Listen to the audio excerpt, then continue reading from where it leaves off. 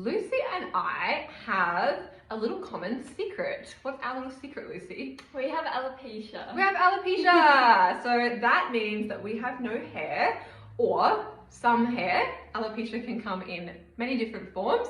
I have alopecia universalis, so I have no hair, no eyebrows, no eyelashes, no body hair. Lucy has alopecia totalis areata, kind of mix, comes and goes. Lucy's hair comes and goes on her head, her eyebrows, her eyelashes, her body, like mine. And we wear wigs. So we've got some questions. I'll ask this one first. I was recently diagnosed with alopecia. What should I do?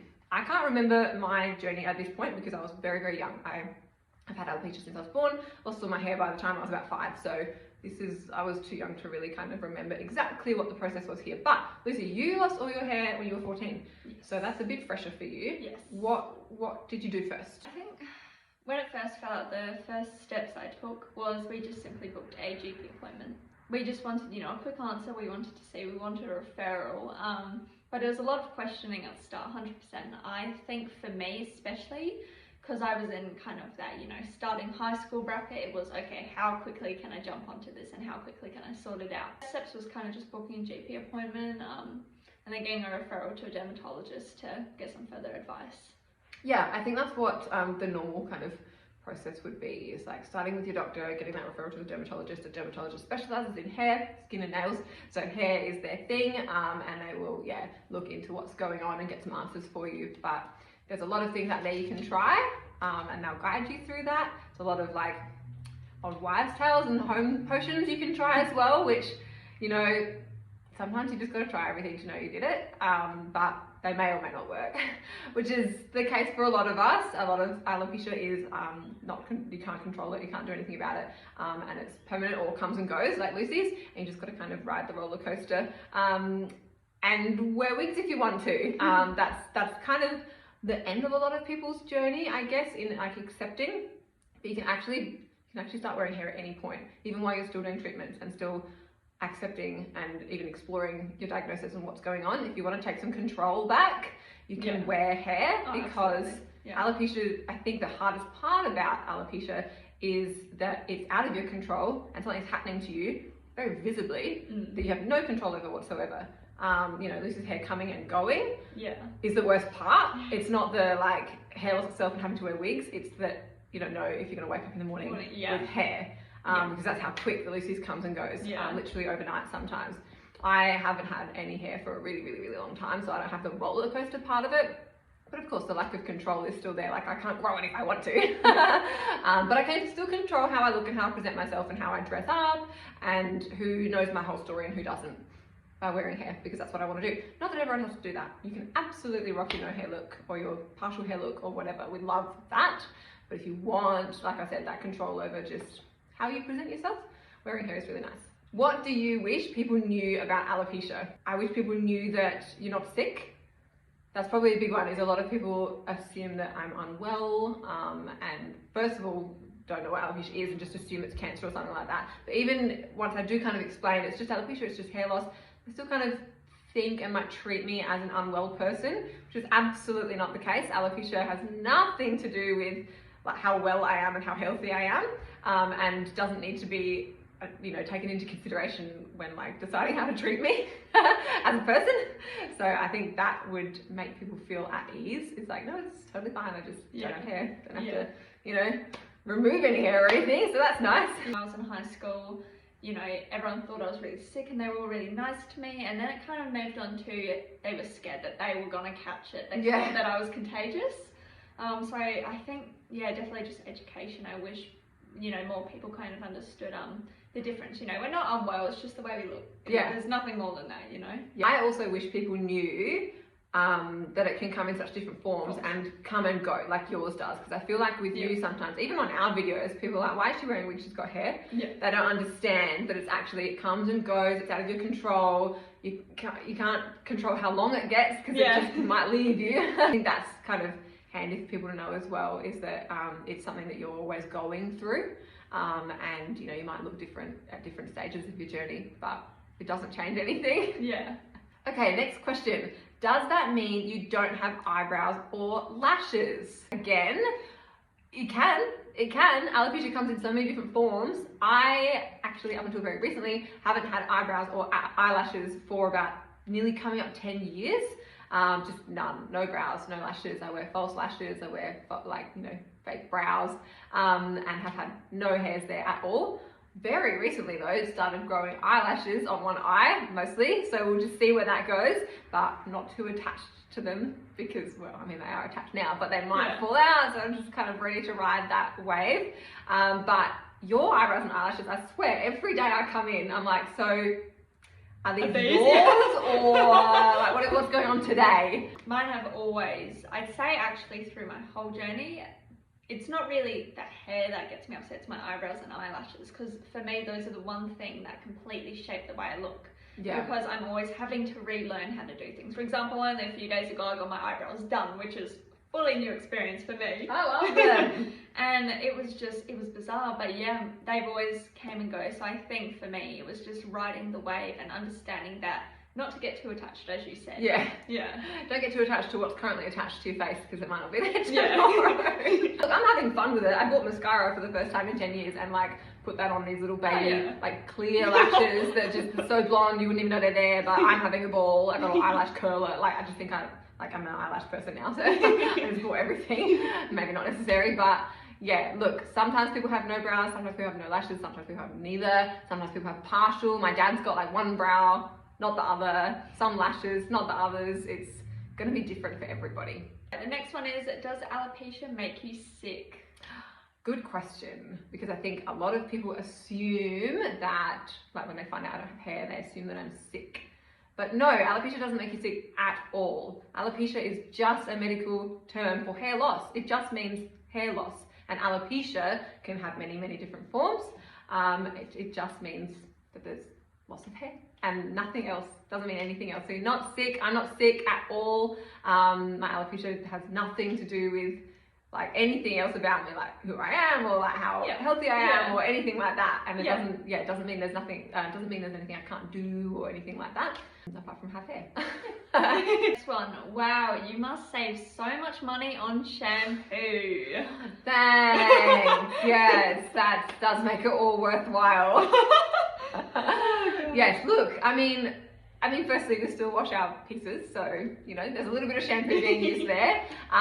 But yeah, look, I guess I save a bit of money on going to the hairdresser and shampoo and conditioner, but, you know, we buy our hair because we can't grow it, so the savings are going somewhere. Oh, absolutely. I think for me as well, because I have those waves where I do have hair and I think I've had the same shampoo now for maybe 2 years, because I just don't need to buy any more because it's staying then it goes. So I've always got some emergency somewhere. Yeah. Do you know what I've got at home?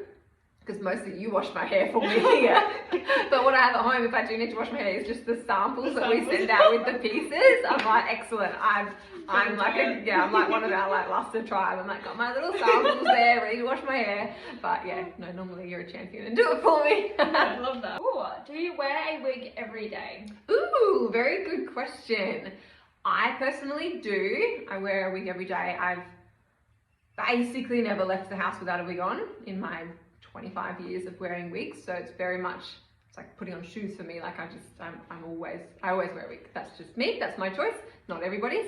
You are a bit, I'm half. Where are you at now? Because I feel like for a while you were like going out without your hair a lot. Not so much at the moment. Where are you at now?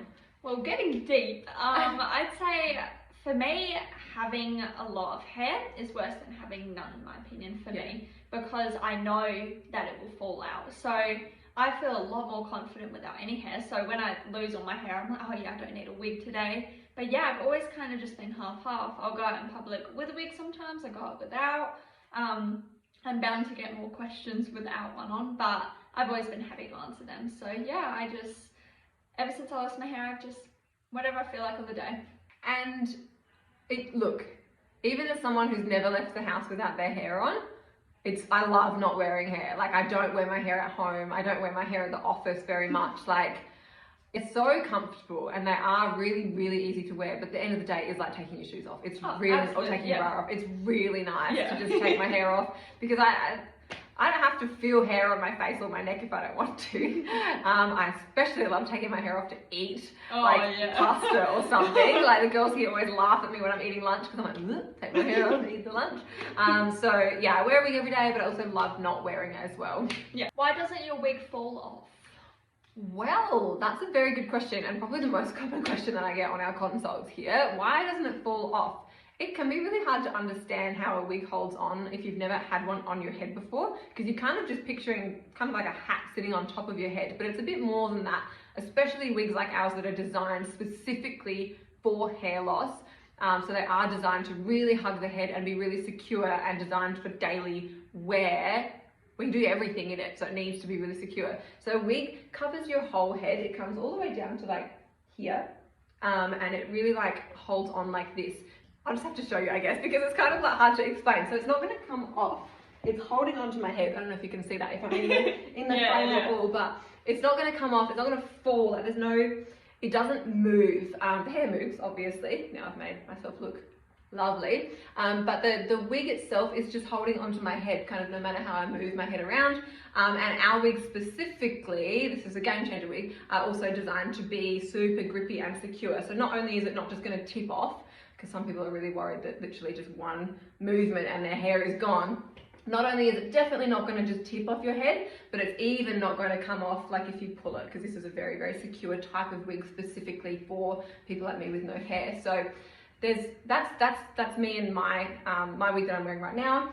You can also wear your wig with a wig grip. They've got adjustable straps in the back, so you can make it a bit tighter. There's so many ways for it to be secure and not fall off. But really, the like main thing, if you come back from all those like wig grips, straps, whatever, if you come back to just the fact that they're designed specifically for hair loss.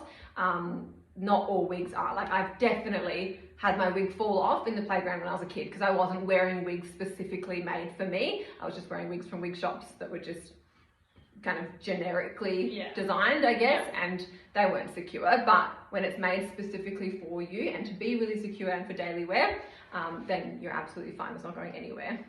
You should try XYZ. It will grow your hair back. Thank you. Thank you. Look, I've had a lot of like helpful suggestions through my life growing up. I think my parents bore the brunt of that when I was first going through hair loss, because I was like 5 when I lost all my hair, and every other mum at school had some wonderful suggestion for my mum to try, something that they had read, something like, you know, you should try putting onion juice on her head, it will grow her hair back. You should try this hair growth shampoo or these vitamins or something, it will grow her hair back. I think I was a bit young to absorb all of that at the time, but I do remember mum trying everything on me. The amount of like stuff she would smear on my head that smelled so bad. There was one concoction that she had to make in like a mortar and pestle, like ground up like herbs and garlic and like, it was green paste and it stank so bad, and she would smear that on my head, wrap my head in Glad wrap and make me sit still with that on there. So thanks for that suggestion, whoever made it. So there's always something out there that we're being told we should try. The one that kills me is you should try this hair growth shampoo. I'm like, but I don't even use shampoo. Like, that's not gonna do anything. That would be like using it on my arm. Like, it's not gonna grow my hair back. Hair growth shampoo does not grow hair back. Can like make your hair really nice that you've got, but it doesn't grow hair back. When you've got alopecia, shampoo and onion juice and things like that are not going to help. There are medical treatments. That is a more appropriate suggestion, although if you're not a doctor, not really.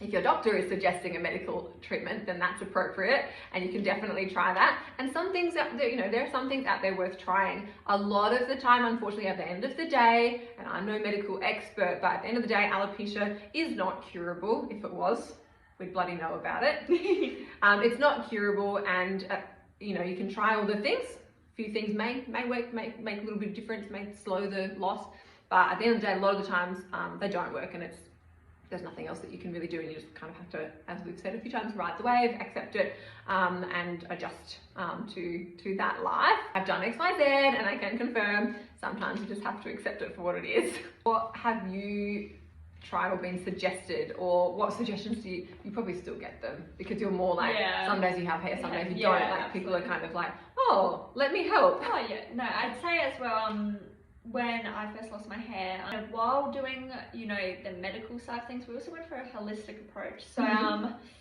I saw a naturopath, and we went through this whole system, and she advised me to take like a litre of celery juice and just like drink it, and coconut oil on my head, and it was just all this stuff. And like, don't get me wrong, I felt great, but I had no hair. And I think, as you said, Holly, it was one of those things I had to accept. And as much as I really wanted to, you know, pursue with this and keep up on the holistic side of things, I knew realistically, even though it made me feel good, I may not get the results. Like, a lot of these things we just try because then we know we tried it, and then you can accept, it helps you then accept the situation. Whereas if you don't try anything, you might just be sitting there like accepting. You might be genuinely accepting, but you might be sitting there accepting and just going, I wonder if I like did that thing, if it would have changed anything. So a lot of times that is part of the journey too, just accepting it for what it is. So we've all been there, we've all done the things. I don't know many people, and I talk to women all around the world every day going through hair loss. I don't know many people who haven't tried all the things. And the next time someone suggests onion juice, just say, thank you, I'll try that.